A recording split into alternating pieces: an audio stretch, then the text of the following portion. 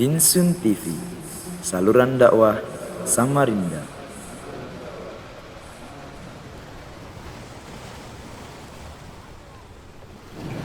Bismillahirrahmanirrahim. Assalamualaikum warahmatullahi wabarakatuh.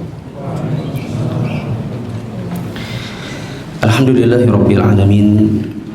Wassalatu wassalamu ala asyrafil anbiya'i wal mursalin wa ala alihi wa ashabihi wa man tabi'ahum bi ihsanin ila yaumiddin. Jamaah yang dirahmati Allah, kita bersyukur kepada Allah pada hari ini bisa kembali bertemu di salah satu rumah Allah dalam rangka untuk mengkaji sedikit dari faidah yang kita bisa ambil dari kisah sebagian tabi'in, salah satu dari generasi terbaik di umat ini. Semoga apa yang kita dapatkan dalam kajian ini bisa bermanfaat untuk kita semua, bisa diterapkan dalam kehidupan sehari-hari, dan semoga bisa memperberat timbangan kebaikan kita di hari kiamat nanti. Pada malam hari ini kita akan baca pertama kisah Salamah bin Dinar rahimahullah yang dikenal dengan sebutan Abu Hazim Al-A'raj. Di buku yang kita baca ada di halaman 119.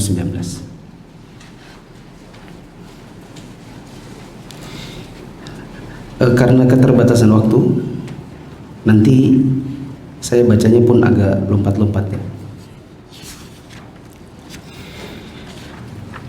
Ada seorang khalifah di zaman dahulu yang di kajian ini sudah kita sering sebut namanya, yaitu Sulaiman bin Abdul Malik. Di bulan lalu kita sebut namanya ketika kita membaca kisah Raja bin Haywah, yaitu khalifah yang ketika dia akan meninggal, dia diskusi dengan Raja sebagai asistennya untuk menentukan kira-kira siapa penggantinya. Tapi tidak mungkin kita ceritakan panjang lebar ya, karena kita harus move on, gak bisa balik ke masa lalu ya. Sulaiman bin Abdul Malik ramai-ramai berangkat ke Makkah. Bersamanya ada para qurra, yaitu para ahli qiraat, ada para ahli hadis atau muhadditsun, ada fuqaha, yaitu para ahli fikih, para ulama, para pemimpin, dan para panglima. Sampai di maaf, tadi saya bilang di Mekah ya, yang benar di Madinah. Sampai beliau tiba di Madinah, maka orang-orang di sana, manusia dan orang-orang terhormat menghampirinya untuk mengucapkan salam dan menyambutnya.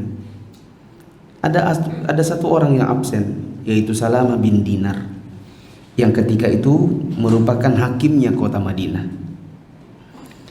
Dia merupakan ulama yang ilmunya dijadikan hujjah dan dianggap sebagai orang yang thiqah.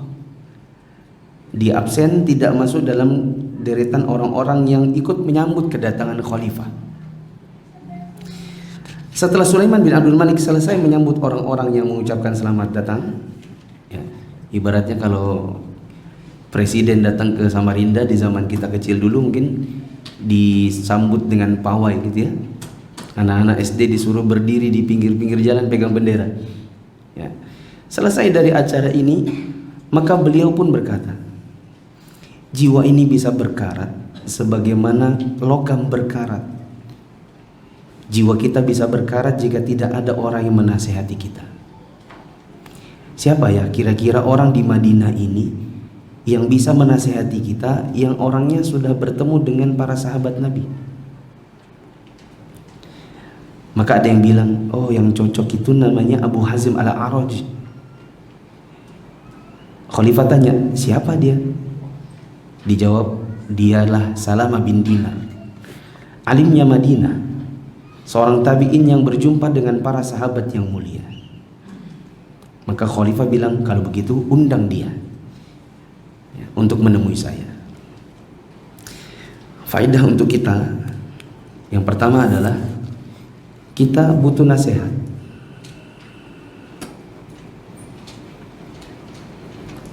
Jiwa kita ini butuh nasihat.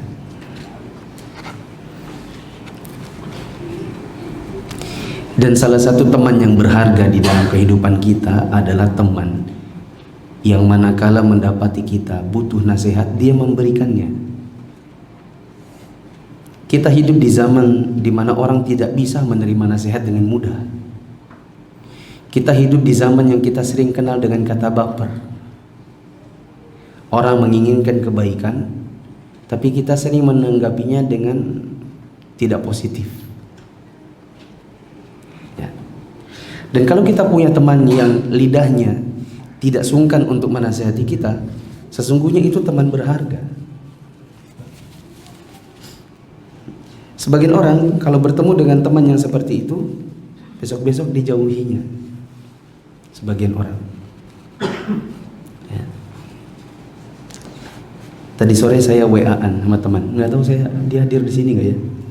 Dari Balikpapan. Ada dua sih, satu dari Balikpapan, satu Samarinda. Saya WA-an dengan yang dari Balikpapan. Dia bilang saya lagi di Samarinda. Oh ya, Anda mau ke situ juga? Loh iya Kang Ustaz. Iya, Anda dari berapa tahun yang lalu? Ada 3,5 tahun. Di Samarinda kan tiap bulan.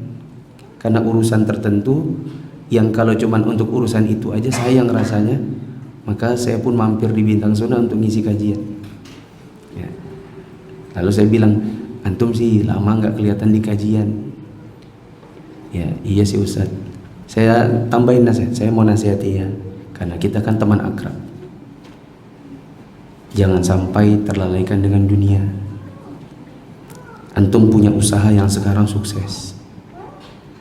Pendapatan istri antum lebih besar daripada pendapatan antum sebagai engineer di perusahaan minyak. Belum lagi pendapatan antum sendiri. Artinya kalau antum berdua gabung duit, antum mau keluar negeri mana-mana tiap bulan bisa. Tapi jangan sampai kegiatan dunia seperti itu melalaikan kita dari majelis ilmu. Iya Ustaz, jazakumullah khairan nasihatnya. Kalau kita punya teman yang seperti itu, luar biasa teman-teman. Yang seperti itu malah kalau bisa dijaga hubungannya. Dan kalau ada yang menasihati kita jangan sampai merasa, aduh, kenapa aku nih dianggap rendah?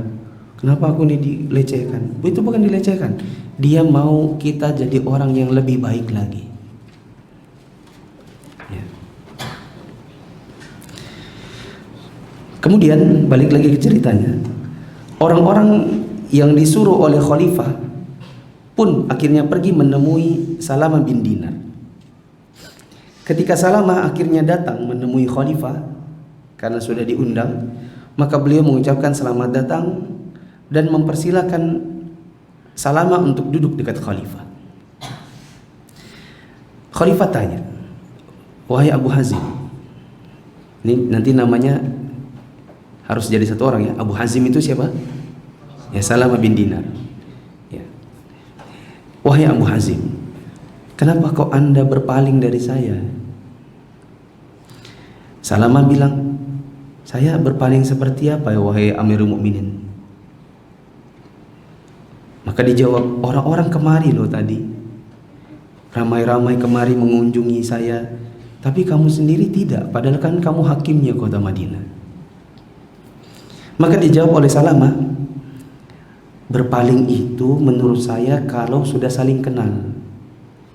Sedangkan Anda tidak kenal saya sendiri belum pernah lihat Anda. Maka bagaimana bisa dikatakan saya berpaling dari orang yang sebenarnya saya juga tidak kenal, dan dia pun tak kenal saya. Ya, pelajarannya adalah ini akhlaknya para ulama di zaman dahulu. Mereka kalau bicara ya apa adanya, ya, ndak yang bahasanya ditinggi-tinggikan untuk menyanjung seorang pemimpin. Khalifah tanya, wahai Abu Hazim, ya, bisakah Anda menyampaikan nasihat? Sesungguhnya di dalam hal-hal besar, ada hal-hal besar di dalam jiwa saya yang ingin saya ungkapkan. Saya butuh teman curhat. Maka Salamah bilang, coba silakan, sampaikan, Anda mau tanya apa. Nanti seluruh pertanyaan dan jawaban yang terjadi antara Salamah bin Dinar dengan Khalifah, ini semuanya adalah pelajaran untuk kita. Ditanya oleh Khalifah, wahai Abu Hazim, kenapa ya kita ini benci kematian? Dan itu mungkin pertanyaan kita juga. Dijawab oleh Salamah, itu karena kita memakmurkan dunia dan dunia kita menghancurkan akhirat, sehingga kita benci untuk keluar dari kemakmuran menuju kehancuran. Ya. Engkau benar, kata Khalifah. Ini pelajaran pertama dari dialog mereka. Kenapa kita orang-orang yang tipikalnya mungkin benci dengan kematian? Karena mungkin kita terlalu cinta dengan dunia, sehingga kecintaan kita dengan dunia ini membuat kita berada di dalam zona nyaman yang kita tidak mau tinggalkan. Ya. Untuk kita bisa mencintai akhirat, teman-teman, maka di dalam diri kita, dalam keseharian kita, kita harus berkata kepada diri kita, apa yang kita punya, apa yang kita jalankan, apa yang kita tinggali, apa yang kita kendarai, itu semua nanti akan kita tinggalkan. Cara yang lain adalah di setiap kali kita beraktivitas sehari-hari, jangan ada aktivitas yang tidak punya nilai ibadah sama sekali.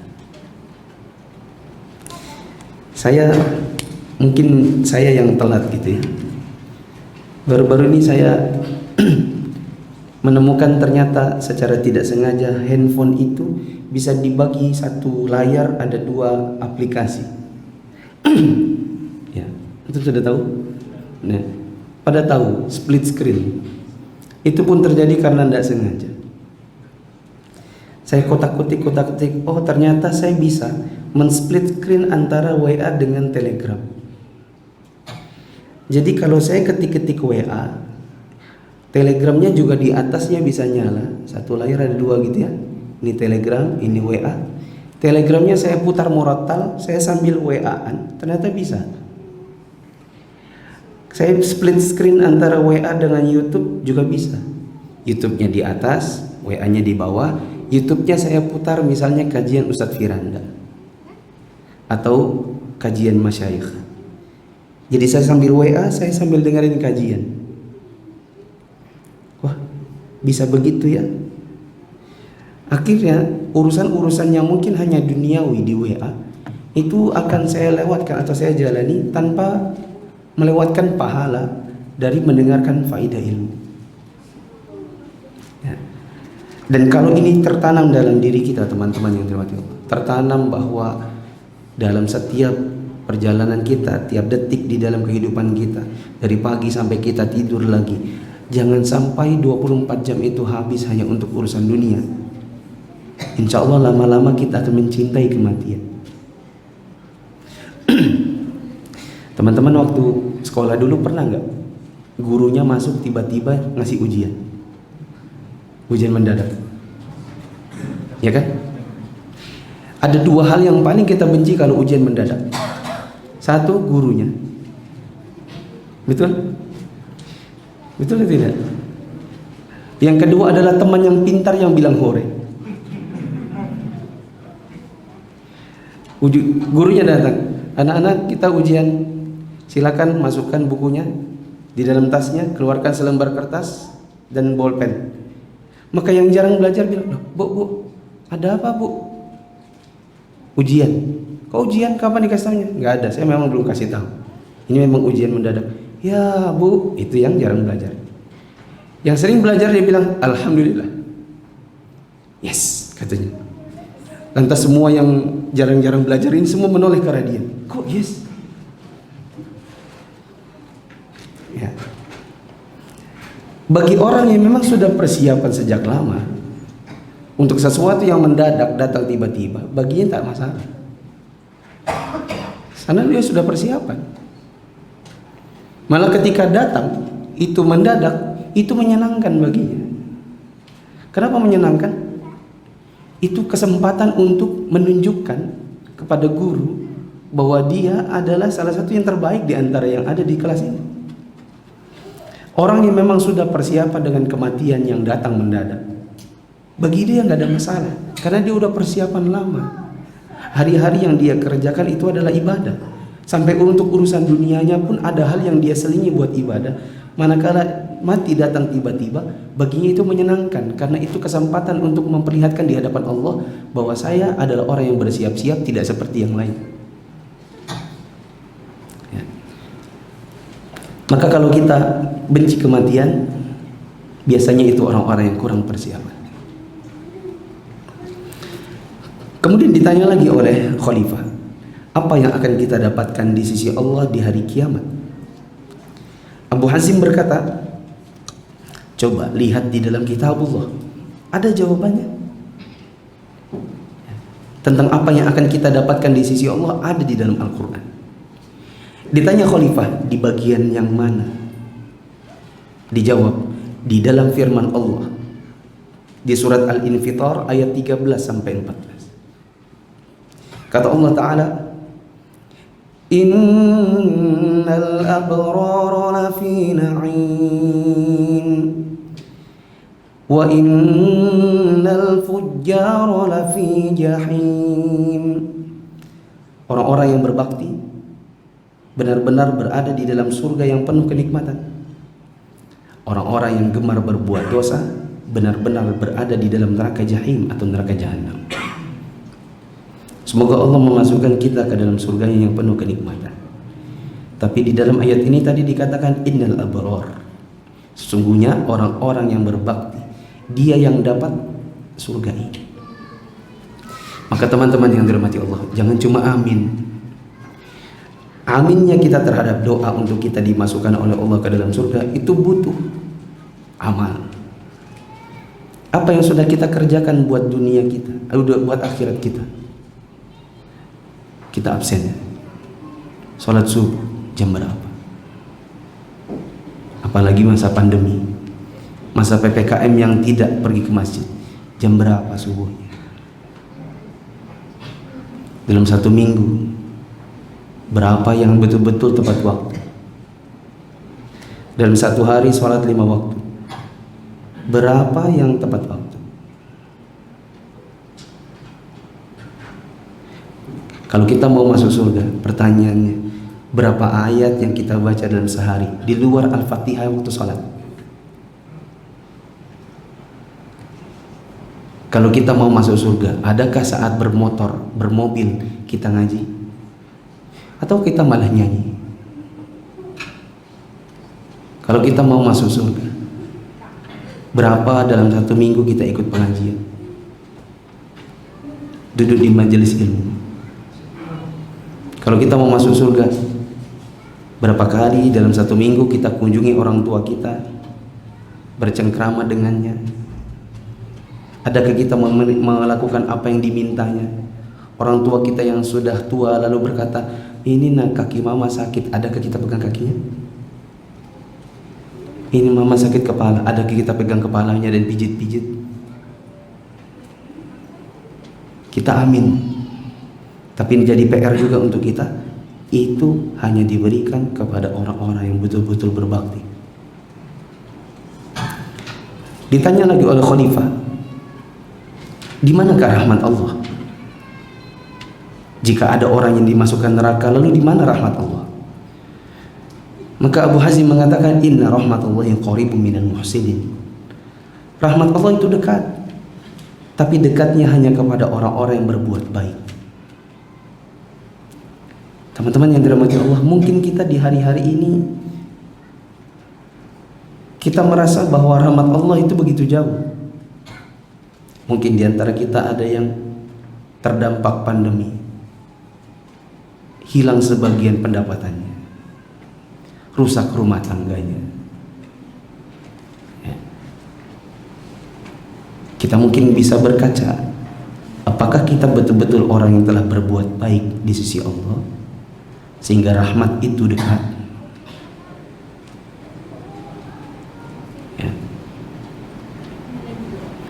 Dan rahmat Allah tidak selalu diukur dengan uang, teman-teman. Rahmat Allah tidak bisa selalu diukur dengan uang. Berapa banyak orang yang kaya, tapi sejatinya kehidupannya tidak bahagia. Kita sering dengar perkataan gini, baiti jannati. Itu artinya apa? Rumahku, surgaku. Berapa banyak orang punya rumah besar, kalau masuk rumahnya itu kayak neraka. Ya, saya pernah menegur seorang, bukan negur juga sih, ada pengajian, ada pejabat di situ, pejabat tinggi di Balikpapan.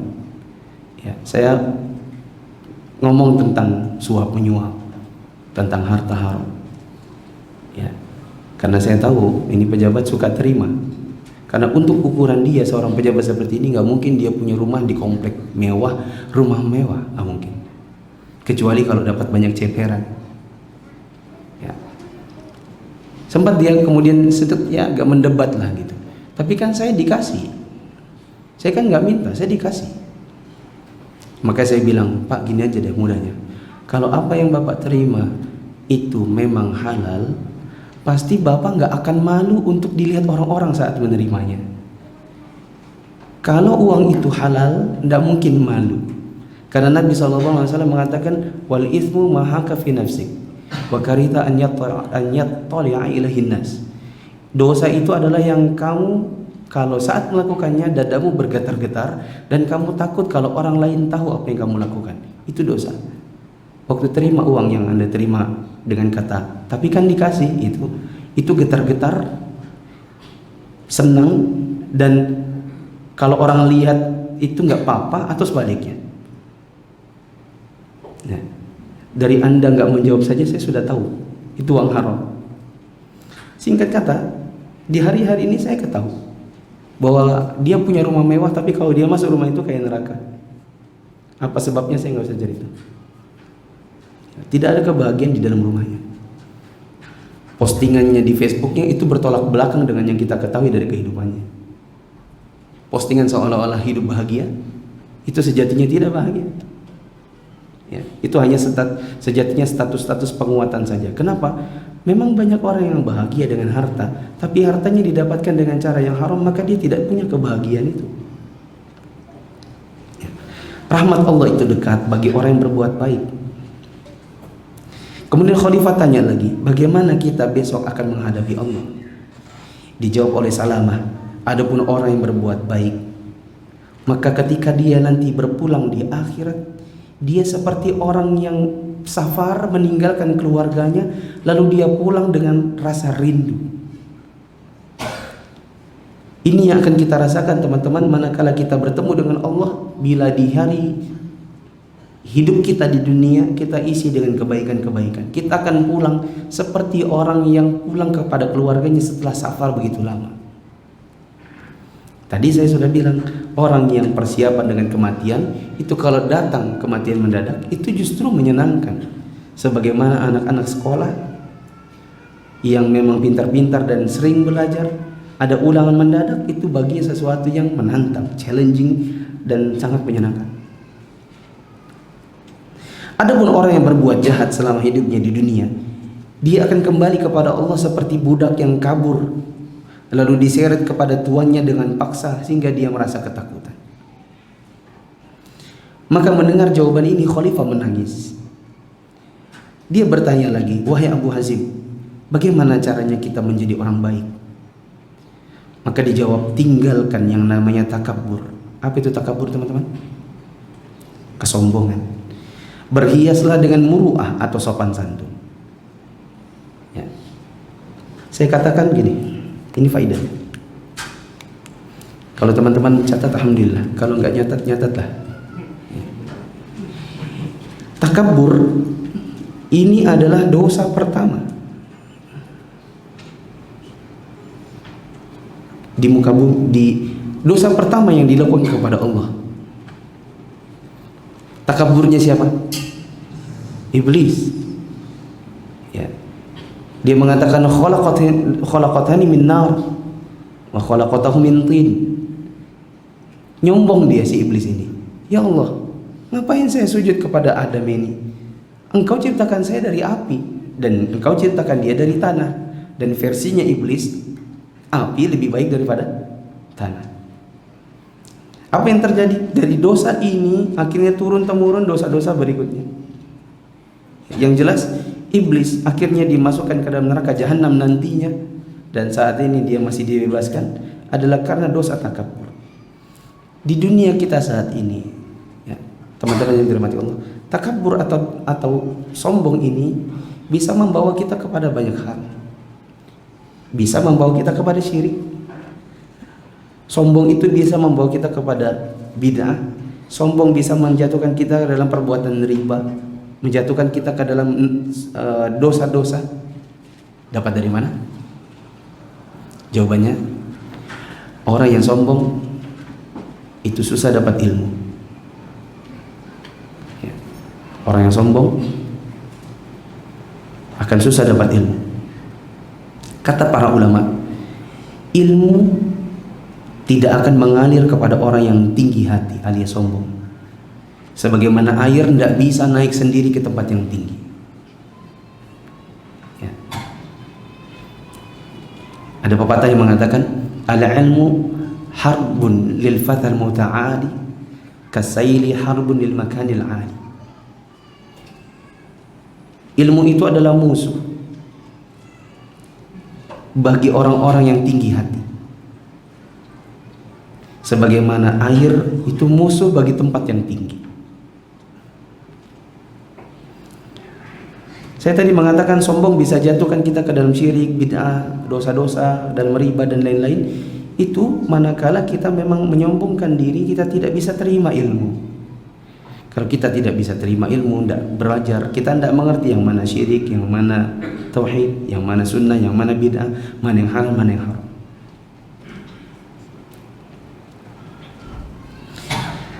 Khalifah tanya lagi, bagaimana dengan harta? Bagaimana jalan menuju takwa kepada Allah dengan harta? Maka Salamah bin Dinar berkata, cara bertakwa kepada Allah di dalam harta adalah ambil dengan cara yang hak, berikan kepada yang berhak. Kita mengambil harta kita dengan cara yang hak, teman-teman. Ada yang bisa menjawab pertanyaan saya? Sebutkan 3 cara yang tidak hak mendapatkan harta. Saya pernah kajikan di sini kira-kira 3 tahun lalu lah. Sebutkan 3 cara untuk mendapatkan harta itu dengan cara yang tidak hak. Ada yang bisa? Ammar? Saya kasih clue. Depannya aja ya, 3 huruf ini. R, G, Z. R apa R? Riba. G, ghurur. Z, zalim. Zina. Bagaimana 3? Apa saja 3 jalan untuk mendapatkan harta dengan cara yang tidak benar? Pertama, riba. Yang kedua, ghurur alias spekulasi atau judi. Ya. Kemudian yang ketiga tadi apa? Kezaliman. Nah, maka kalau kita ingin bertakwa kepada Allah lewat harta kita, jangan sampai kita mengambil harta ini atau mencari nafkah yang ada hubungannya dengan 3 tadi. Kalau dengan cara riba misalnya ya kerja di bank, yaitu bank konvensional khususnya. Ya, kalau dengan cara ghurur misalnya bekerja di asuransi konvensional tertentu, tentunya. Ya, kalau ghurur contoh yang lain adalah ya yang sifatnya untung-untung, spekulasi. Yang kezaliman misalnya dengan cara nyuri, dengan cara jual beli yang tidak sah, ya. Dengan cara jual beli yang sifatnya misalnya memaksa, tidak saling ridho, menipu, ya. Ini cara kita bertakwa kepada Allah melalui harta kita. Kemudian ditanya lagi oleh Khalifah, wahai Abu Hazim, siapakah manusia yang paling sempurna? Maka dijawab oleh Salamah, orang yang sempurna itu adalah yang punya wibawa dan ketakwaan, yang punya muruah atau wibawa dan ketakwaan. Ditanya oleh khalifah, apa perkataan yang paling adil? Maka dijawab oleh Salamah bin Dinar, perkataan yang adil adalah perkataan yang benar diucapkan oleh seseorang di hadapan orang yang dia takuti keburukannya dan di hadapan orang yang diharapkan kebaikannya. Ringkasnya gini, perkataan yang paling adil itu adalah ngomong apa adanya di hadapan dua orang. Pertama adalah orang yang kita takut dia berbuat buruk. Yang kedua adalah di hadapan orang yang kita harap dia berbuat baik. Biasanya di hadapan kedua orang ini mulut kita itu akan bingung untuk berucap yang apa adanya. Kita akan susah untuk berkata yang benar manakala berhadapan dengan dua orang ini. Ya. Misalnya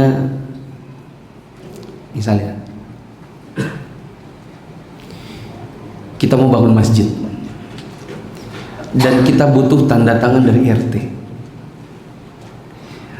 Kita takut Pak RT ini tidak ngasih izin gitu. Akhirnya kita pun berbicara di hadapannya, berbicara yang ya susah untuk kita bicara apa adanya. Ya, di sini Pak, insya Allah nanti masjidnya sesuai dengan sunnah. Ini masjidnya nanti ya tidak boleh ada syiriknya, bid'ahnya.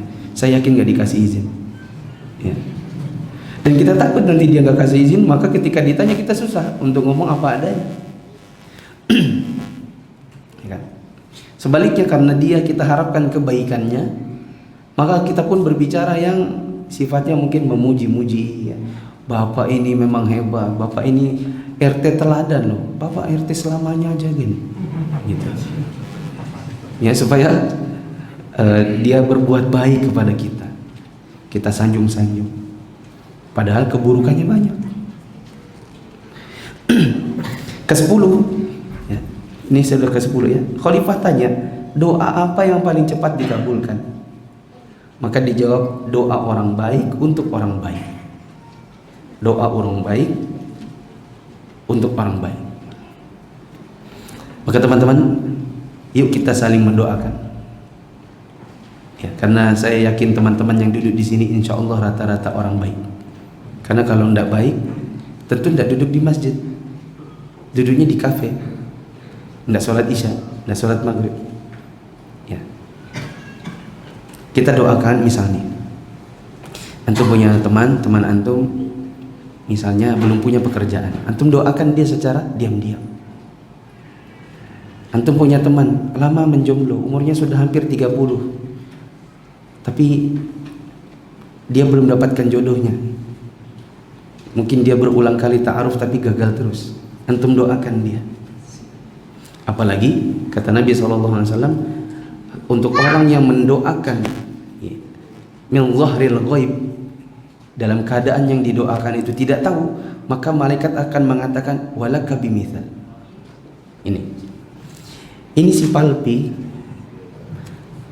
ya didoakan oleh siapa ini? Si Nestle.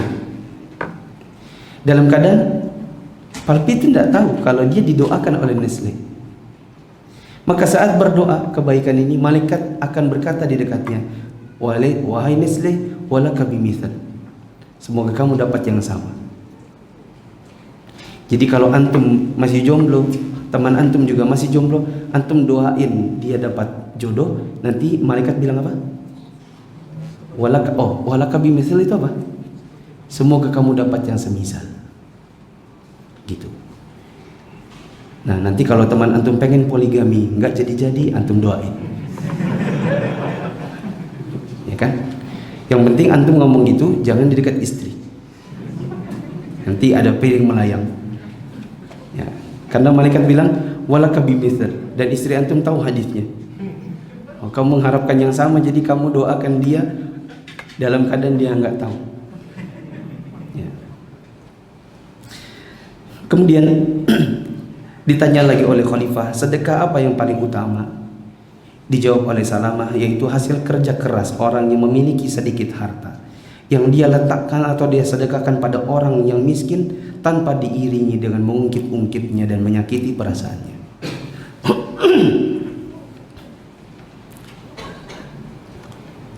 Ya. Saya kayaknya pernah cerita dulu sekitar setahun lebih lah yang lalu di khutbah Jumat. Ada siaran di salah satu TV Arab tentang donasi-donasi begitu, ya, tentang orang yang sedang sakit dan dia butuh donasi.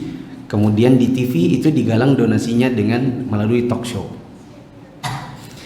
Di di layar itu ada running text ya di bawah. Running textnya jalan dengan memperlihatkan dari si anu sekian, dari si anu sekian, dari si anu sekian. Saat sedang berjalan running text, ada yang menarik perhatian MC-nya. Ada tertulis, misalnya namanya Palpi. Ya. Si Palpi dari nomor telepon sekian sekian sekian, sebesar kalau di kita ini $2 kali 14.000 sekitar 28.000. Jadi mungkin kalau anggaplah itu terjadinya di TV Indonesia 1 juta, 1.500.000, 500, 250.000. Ada yang menarik 28.000. Karena menarik angkanya dan ada nomor teleponnya, maka di acara itu diteleponlah si donaturnya yang 28.000 itu. Ketika ditanya, ya, ditelepon, kemudian Assalamualaikum, Waalaikumsalam. Ya Syekh, nama anda siapa Syekh? Palpi. Oh masya Allah. Ya, di mana tinggal? Oh di daerah anu. Masya Allah, masya Allah. Kami mau tanya, ada yang menarik di sini. Anda donasi 28.000. Ya, boleh tahu kenapa angkanya janggal gitu 28.000? Apa dijawab oleh si orang donatur itu? Itu adalah setengah dari yang saya punya di muka bumi ini. Saya mau donasi tapi saya nggak punya lebih banyak dari 56.000. Jadi saya donasikan saja setengahnya. Ya. Kalau kita lihat ini mungkin orang sebenarnya justru dia butuh donasi. Ya. Akhirnya ketika dia tutup telepon, penelpon berikutnya ikut nelpon lalu kemudian bilang gini, saya mau sumbang 1 juta untuk yang sakit, 1 juta lagi buat yang tadi yang nyumbang 28.000. Masuk lagi, ya, ditelepon lagi, saya juga mau nyumbang sekian juta buat yang sakit, sekian juta yang sama buat yang nyumbang 28.000 tadi. Sampai di pertemuan atau di halaqah di minggu depannya ada yang titip untuk yang, karena dia minggu depannya diundang sebagai masuk di dalam TV. Jadi yang tadinya dia ditelepon, minggu depannya dia didatangkan sebagai bintang tamu. Terus penelpon berikutnya saya mau tanya kenapa dia si donatur ini bagian apa hidupnya gitu. Kenapa uangnya tinggal 56.000? Ya, maka dia cerita, saya dulu punya pekerjaan lalu saya kemudian berhenti bla bla bla bla bla. Penelpon berikutnya bilang, saya mau nawarin pekerjaan. Ya, kurang lebih anggaplah saja ada 3 orang yang nawarin pekerjaan. Ya, jadinya bukan dia cari kerja, ditawarin pekerjaan lewat TV. Dari 3 orang ini akhirnya setelah negosiasi dia pilih salah satu. Dimulai dari sedekah setengah dari yang dia punya di dalam hidupnya. Kemudian ditanya lagi oleh khalifah, siapakah orang yang paling cerdik dan berakal wahai Abu Hazim? Maka dijawab oleh Salamah bin Dinar, seseorang yang mendapatkan amal berupa ketaatan kepada Allah sehingga dia mengamalkannya, lalu dia membimbing manusia kepadanya. Ya, semoga kita dijadikan Allah orang-orang yang seperti ini. Kita menimba ilmu menjadi amalan untuk kita, Allah bimbing kita untuk mengerjakan ketaatan itu, lalu kita bimbing orang lain untuk mengerjakan yang sama. Ditanya lagi, siapa orang yang paling tolol? Ya, maka dijawab oleh Salamah, yaitu orang yang tunduk dengan hawa nafsu temannya, padahal temannya orang yang zalim. Yang itu berarti dia menjual akhiratnya untuk dunianya orang lain. Ini teman-teman, mungkin ini kita dulu ya, di masa-masa muda ya. Kita punya teman kita mengajak kita kepada hawa nafsunya. Lalu kita ngikut-ikut sama dia, padahal kita tahu itu salah. Berarti kita jual agama kita untuk dunianya orang, bukan buat dunia kita. Ya. Kalau tolol sama bego itu lebih kasar mana? Lebih parah mana? Hah? Bodoh sama tolol lebih parah mana? Tolol ya. Yang bodoh, yang agak mending itu adalah menjual dunianya, menjual akhiratnya untuk dunianya. Itu namanya bodoh. Tapi lebih parah dari sekedar bodoh, menjual akhiratnya dia, agamanya buat dunianya orang. Kita dulu mungkin muda-muda sering begitu. Teman kita ngajak kita misalnya ngerokok, ya kan? Kita tadinya nggak ngerti rokok, tapi teman kita, ayolah, cuma sebentar. Lama-lama kita ngikut juga. Yang punya dunia orang lain, yang kita jual agama kita. Ya. Teman kita bilang, ayolah, antar aku pinjam dulu sedikit sebentar motormu. Nah, mau kemana? Aku mau ini dulu, mau nonton sama cewekku. Kita kasih pinjam motor kita, bensinnya bensin kita. Kita jual akhirat kita, yang untung adalah dunianya orang. Tapi atas dasar pertemanan kita nggak enak untuk nggak ngasih. Ya. Contoh yang lain kalau di zaman sekarang, yang mau ngutang teman kita di bank, ijazah yang digadaikan punya kita. Bodoh nggak itu? Enggak, itu tolol namanya. Kalau gadaikan ijazah sendiri buat KPR diri sendiri, itu bodoh namanya. Ya. Tapi ketika yang digadaikan adalah ijazah kita, lalu yang ngutang itu orang lain, yang ngambil duit orang lain, itu namanya tolol. Ya.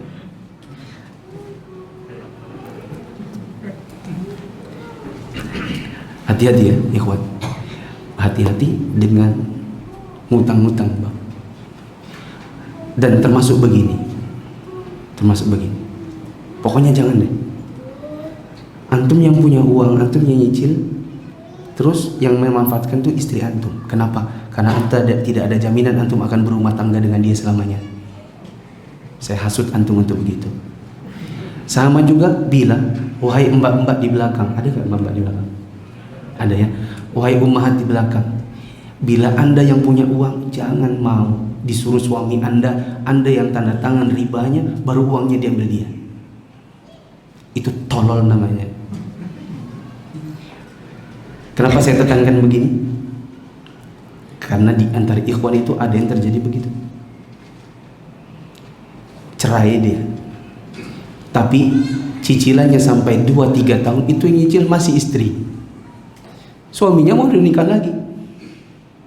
Barang yang dulu dibuat, apa itu namanya, ngutang di bank itu, barang diambil suaminya, mantan suaminya. Yang dipotong gajinya istrinya. Ya. Maka jangan mau. Sudah yang dapat dosa Anda, yang dapat barangnya dia. Kita dengan istri kita tidak ada jaminan akan berumah tangga selamanya, tidak ada. Maka jangan mau. Ya. Dan memang nggak boleh bilang sama istri, bilang sama suaminya, nggak boleh, itu haram, itu riba. Ya. Mendingan kita ngontrak biasa-biasa aja. Ya, apa adanya, sesuai dengan kemampuan kita, daripada kita sibuk nanti nyicil-nyicil, dikejar-kejar debt collector, tidur nggak nyenyak karena hanya mikirin utang. Tiap gajian uangnya nggak bisa dinikmati karena langsung dibayar banknya, ke leasingnya. Ya, mendingan apa adanya aja, yang sesuai kemampuan. Begitu. Sekarang kita lompat ke kisahnya Sa'id ibn Musayyab, dan mungkin supaya cepat, karena tinggal 9 menit, saya cerita dengan bahasa bebas. Di halaman 128 ada tabi'in besar namanya Sa'id ibn Musayyab. Sa'id ini adalah di antara sedikit tabi'in yang bisa berfatwa meskipun para sahabat masih hidup. Ya. Sedikit dari sahabat Dari tabi'in yang bisa berfatwa padahal para sahabat itu banyak yang masih hidup. Di sini kita baca kisahnya.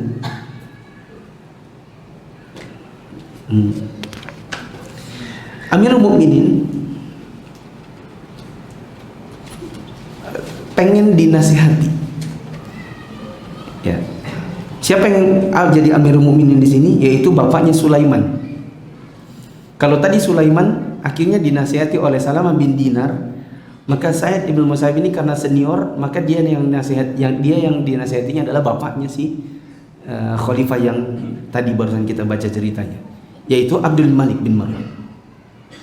Singkat kata, Abdul Malik bin Marwan suruh orang, coba kamu ke Masjid Nabawi, ya, coba cari-cari, siapa tahu di situ ada tabiin yang bisa diundang ke sini untuk untuk nasihati kita. Pergilah ajudannya, yang ajudannya ini bernama Maisaroh, tapi ini laki-laki. Kalau di Indonesia Maisaroh itu perempuan, yang benar itu nama laki-laki. Maisaroh pergi ke Masjid Nabawi dan didapatinya yang ada di situ adalah Sa'id ibn Musayyab. Maka dia ngomong, "Syekh, maaf ya Syekh, diundang sama Amirul Mukminin ke istana, kalau bisa nasihatin beliau boleh nggak?" Maka Sa'id bin Musayyib mengatakan, yang menasihati itu didatangi, bukan mendatangi. Maka Maisarah pulang kembali ke istana, ngelapor kepada khalifah. Dia bilang, saya tadi ketemunya cuman Sa'id ibn Musayyab. Terus saya bilang, ya, diundang sama khalifah. Terus dia bilang kalau mau sini, yang mau dinasihati yang datang. Yang menasehati didatangi, bukan mendatangi. Ya. Maka Abdul Malik bin Marwan mengatakan, aduh, andai saja kamu gak usah bicara sama dia tadi, ya, bikin malu aja gitu. Kejadian ini intinya kemudian menarik perhatian sebagian orang yang ada di majelis Amirul Mukminin. Ada yang komentar, siapa itu orang kayak gitu? Masa diundang sama Amirul Mukminin gak mau? Ada yang mendengar celetukan itu, dia mengatakan, kamu nggak tahu kah? Itu namanya Sa'id bin Musayyab. Mau tahu? Sa'id bin Musayyab ini adalah laki-laki yang punya anak perempuan yang Amirul Mukminin sudah lamar buat anaknya yang laki-laki.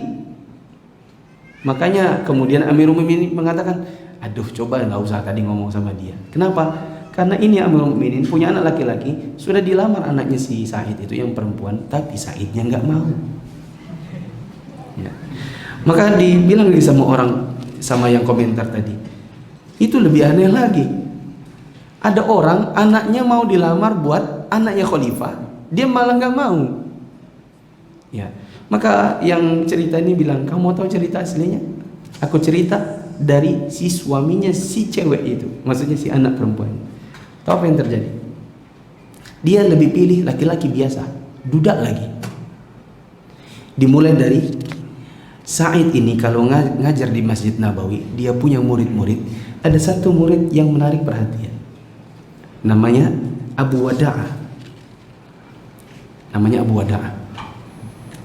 Suatu hari Abu Wada'ah ini hilang dari kajian Sa'id.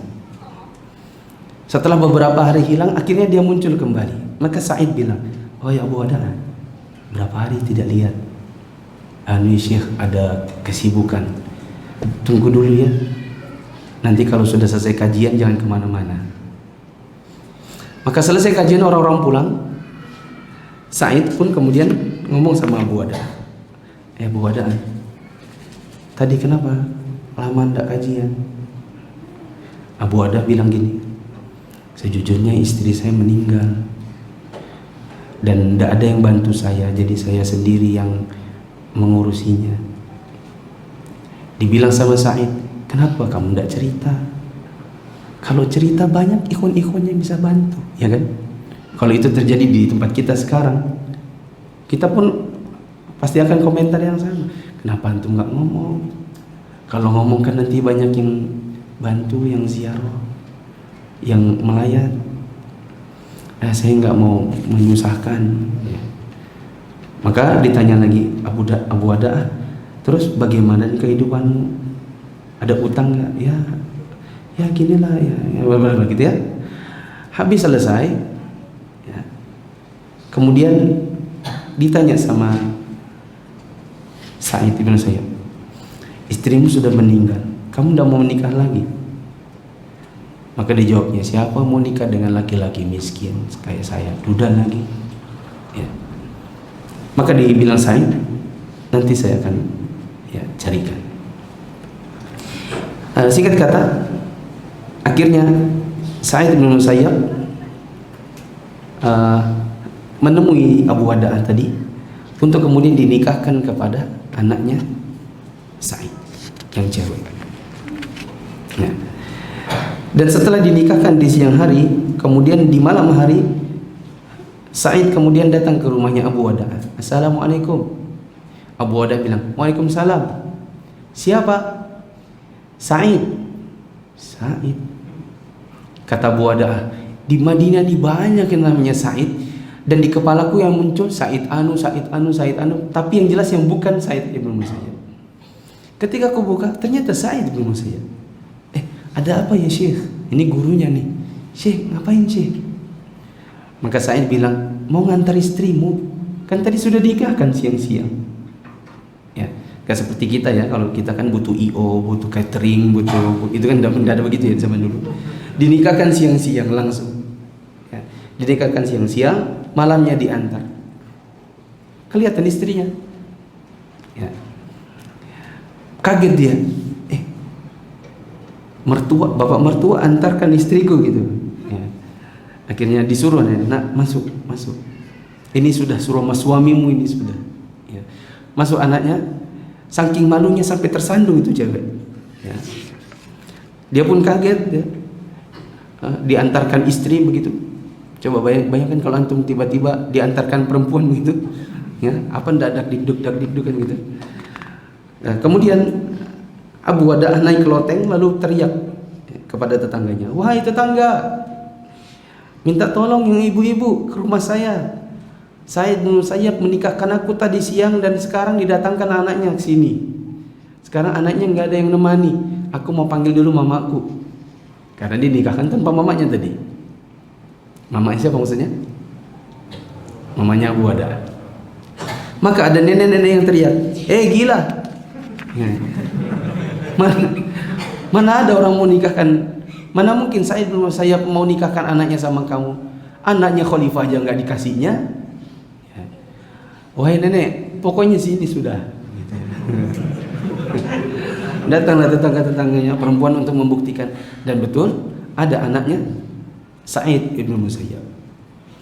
Maka Abu Wada'ah bilang, ibu-ibu, saya pamit dulu ya, saya mau panggil mama saya karena mama saya belum tahu bahwa saya ini sudah menikah lagi, dinikahkan tadi siang.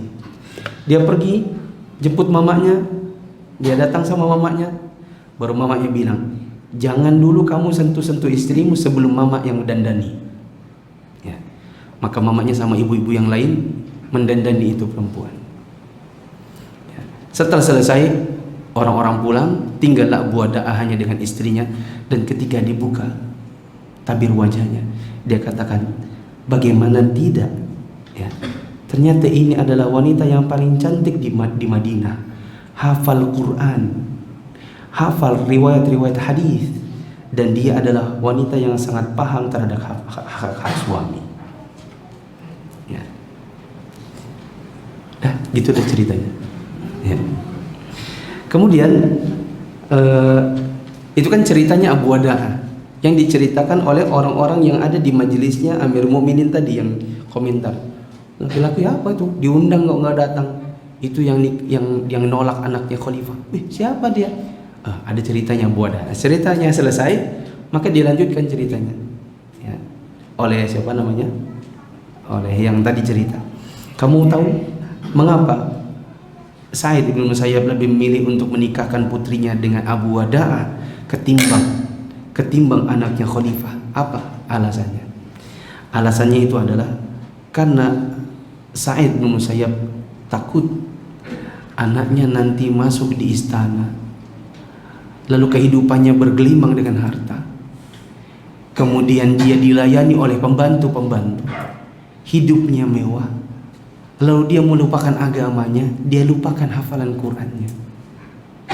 Adapun sama Abu Wada'ah, karena ini adalah penuntut ilmu.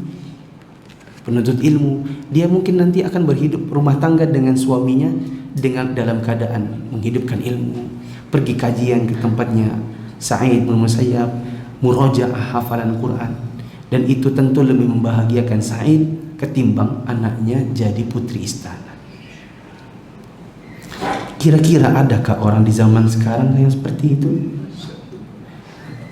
Bapaknya punya putri penghafal Quran, lalu yang lamar anak wali kota. Adakah mereka bisa menolaknya? Ya, saya kira akan sangat susah. Diserahkan anaknya kepada hanya laki-laki biasa supaya hidup ilmunya. Ya. Teman-teman yang dirahmati Allah, kita pun sama. Ya, di luar dari kisahnya ini. Kita dengan istri kita, dengan suami kita, hendaknya dalam kehidupan sehari-hari kita berada pada kondisi ilmu itu hidup di tengah kita. Contohnya, pada hari apa kita sama istri sekeluarga itu pergi pengajian. Ada kalanya saya dapati sebagian ikhwannya pergi pengajian, istrinya nggak pernah pergi pengajian. Istrinya dibiarkan bodoh di rumah. Istrinya kalau kita tanya tentang haid, nifas, istihadah,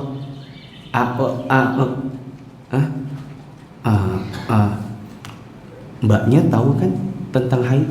Tahu. Sama istihadah bedanya apa? Bagaimana hukumnya istihadah dengan haid? Apa beda hukumnya? Kalau haid dijima sama suami, berapa kafaratnya? Kalau istri istihadah, bolehkah dijima suaminya? Itu sebagian perempuan begitu. Kenapa? Karena suaminya pergi pengajian, dia nggak ngajak istrinya. Jadi yang pintar dianya aja. Itu pun kalau dia pintar ya. Istrinya tidak. Istrinya dibiarkan awam, nggak ngerti. Istrinya taunya masak, buka YouTube, lihat masakan baru, stalking artis, lihat skincare, gitu aja istrinya. Ya. Kita dengan istri kita harus hidup, ya, Oke lah, mungkin dari sebagian kita ada yang beralasan, tapi anak saya masih bayi. Kalau anak saya bayi bagaimana ya? Anak saya yang kecil satunya masih lari-lari. Ya masih 2 tahun, 3 tahun. Tapi yang anaknya sudah 6 tahun, 10 tahun, 8 tahun. Saya kira itu tinggal ngomongnya aja sebelum berangkat. Ngomong sama anaknya. Kak, Dek, sini duduk dulu. Kita mau ke masjid. Kemana? Ke masjid. Kita mau pengajian. Ngapain di masjid? Pengajian. Kalau pengajian, maka Anda boleh lari-lari. Kalau pengajian, nanti duduk sebelahnya Abi. Kalau kita yakin bahwa anak kita ini masih suka lari, kita bawakan bekal dia untuk tidak lari-lari. Contoh, anak-anak kita bekali 10 buku. Jangan 1 buku, 10 buku. Untuk durasi mulai dari maghrib sampai jalan isya, dia duduk di dekat kita. Kita kajian, dia duduk. Mungkin dia nggak paham dengan isi pengajiannya, dia bisa buka-buka buku. Yang penting dia nggak lari-lari. Istri kita pun di belakang tenang ikut belajar. Ya begitu teman-teman. Nanti sama istri coba ya, ngobrol. Bagaimana kita menghidupkan suasana ilmu di rumah kita, dalam pernikahan kita. Jangan sampai yang pengajian kamu aja atau aku aja, atau malah kita berduanya nggak ada yang pengajian sama sekali karena kita sibuk dengan dunia.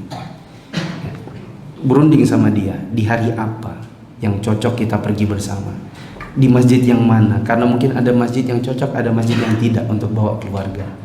Yang penting ada agenda pergi pengajian berkeluarga. Wallahu a'lam bishawab. Saya kira tidak usah ada pertanyaan. Atau ada pertanyaan? Saya tidak ada. Ini saja, kurang lebihnya saya mohon maaf. Subhanakallahumma wa bihamdika asyhadu an la ilaha illa anta astaghfiruka wa atubu ilaik. Wassalamualaikum warahmatullahi wabarakatuh.